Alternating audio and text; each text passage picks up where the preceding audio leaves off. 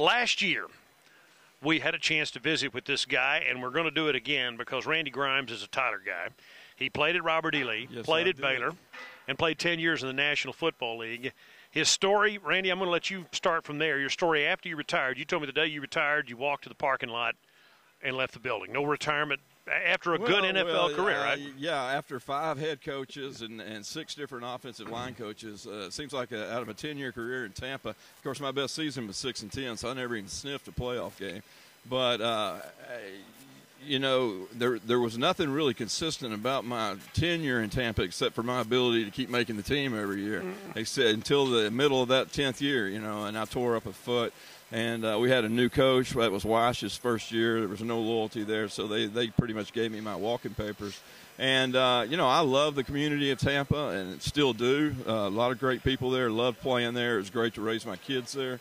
And I packed my stuff in a black trash bag and walked out the back door, and that was all the fanfare it was for 10 years. A lot of blood, sweat, and tears were left on that practice field and over at the Big Sombrero. But your real story picked up from there, and the pain and everything that went involved in that. Yeah, it actually started there. One of the things that you do when you play professional football is you don't want to get the reputation as being a whiner.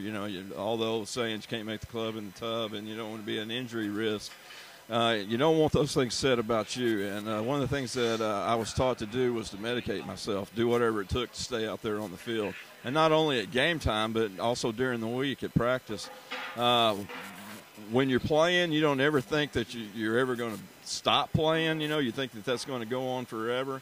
And also the things that you pick up while you're playing. And one of the things that I picked up and took with me into my retired life was an addiction to pain medication. That's how I medicated myself. That's how I got out there and played every week. And, that doesn't just turn off when you walk away from the game, And I took that addiction into my personal life, into my retired life. Things got completely unmanageable and spiraled out of control.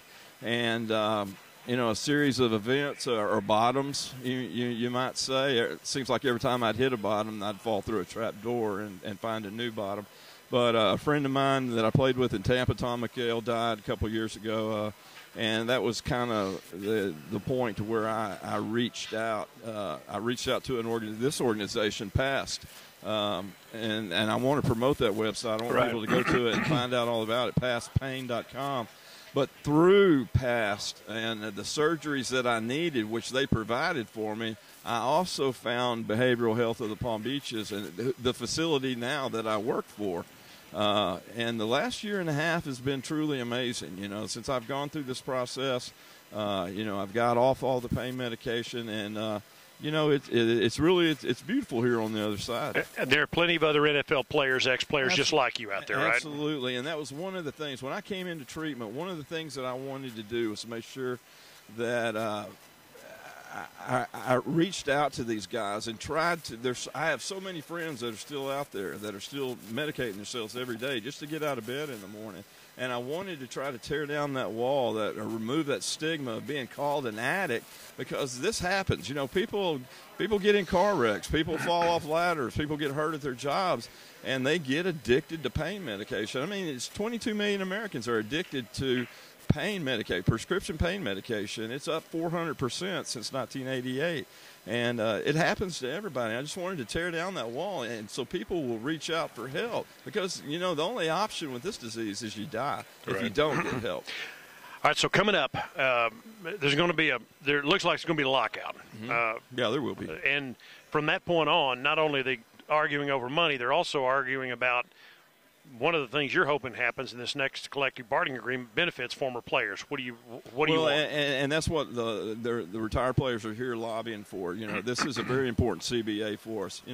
Right now they offer guys when they leave the game 4 years worth of insurance. Well, if you retired 93 or before, you don't get anything, And so we're trying to convince these guys and show these guys that every one of them, even if you have 4 years of insurance, you're going to be sitting where we are one day. So let's make the most out of this. All the buzz right now is about adding 2 games to the season. It's like the NFL needs to make more money. They need to make more than the $8 billion that they made this year. And, why fix it if it's not broke? 16-game schedule is working. The 4 preseason games is working. There are a lot of players that need those. But Randy, they're going to add the 2 games. They are. Yeah, well,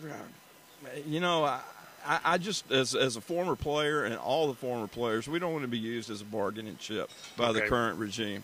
We just want we want some benefit. We want some insurance. There's all kinds of things that they can do to help the guys that built this league into what it is today.